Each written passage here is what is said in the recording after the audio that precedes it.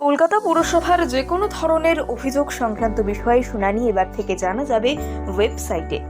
শনিবার কলকাতা পুরসভার সাংবাদিক বৈঠকে একথা জানিয়েছেন mayor Firhad Hakim. Talk to mayor অনুষ্ঠানে শুনানির দিনক্ষণ না জানতে পারার অভিযোগ প্রায়শই পেতেন তিনি।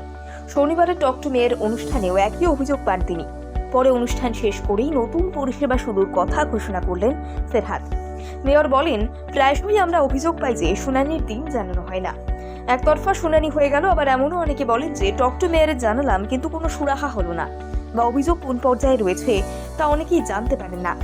সেসব অভিযোগ জানানোর দিন শেষ হতে চলেছে। তিনি আরও বলেন, হাইকোর্টে যেভাবে কোন মামলা কবে তা জানা যায়, সেভাবেই এখানেও যাবতীয় শুনানির কথা জানানো হবে। ফলে সাধারণ মানুষের পক্ষে তা সুবিধাজনক হবে। কোনো শুনানি চূড়ান্ত হয়ে গেলে তার অর্ডার কপি ওয়েবসাইটে আপলোড করে দেওয়া হবে। চাইলে সেই অর্ডার কপি যে কেউ এক ক্লিকে দেখে নিতে পারবেন। সেই সঙ্গে তা ডাউনলোড করে নিজেদের কাছে রেখে দেওয়া যাবে। এক পুরো আধিকারিকের কথায়, মেয়র আনুষ্ঠানিকভাবে ওয়েবসাইটে শুনানির বিষয়টি আপলোড করার কথা ঘোষণা করলেও তা পুরোদমে চালু হতে আরও কয়েকদিন সময় লাগবে। আগামী 4-5 দিনের মধ্যেই নতুন পরিষেবা চালু হয়ে যাবে কলকাতা পুরসভাতে।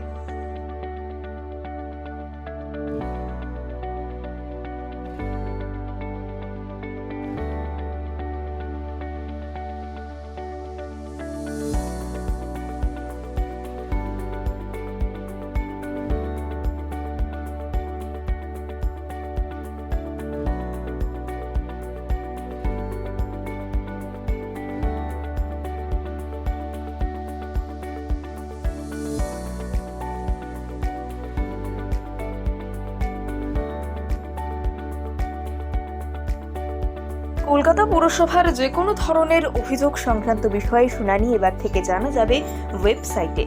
শনিবার কলকাতা পুরসভার সাংবাদিক বৈঠকে একথা জানিয়েছেন mayor Firhad Hakim. Talk to mayor অনুষ্ঠানে শুনানির দিনক্ষণ না জানতে পারার অভিযোগ প্রায়শই পেতেন তিনি। শনিবারের টক টু মেয়র অনুষ্ঠানেও একই অভিযোগ পান তিনি। পরে অনুষ্ঠান শেষ করেই নতুন পরিষেবা শুরুর কথা ঘোষণা করলেন ফেরহাদ। মেয়র বলেন, প্রায়শই আমরা অভিযোগ পাই যে শুনানির দিন জানানো হয় না। একতরফা শুনানি হয়ে গেল, আবার এমনও অনেকে বলেন যে টক টু মেয়রে জানালাম কিন্তু কোনো সুরাহা হলো না, বা অভিযোগ কোন পর্যায়ে রয়েছে তা অনেকেই জানতে পারেন না। সেসব অভিযোগ জানানোর দিন শেষ হতে চলেছে। তিনি আরও বলেন, হাইকোর্টে যেভাবে কোন মামলা কবে তা জানা যায়, সেভাবেই এখানেও যাবতীয় শুনানির কথা জানানো হবে। ফলে সাধারণ মানুষের পক্ষে তা সুবিধাজনক হবে। কোনো শুনানি চূড়ান্ত হয়ে গেলে তার অর্ডার কপি ওয়েবসাইটে আপলোড করে দেওয়া হবে। চাইলে সেই অর্ডার কপি যে কেউ এক ক্লিকে দেখে নিতে পারবেন। সেই সঙ্গে তা ডাউনলোড করে নিজেদের কাছে রেখে দেওয়া যাবে।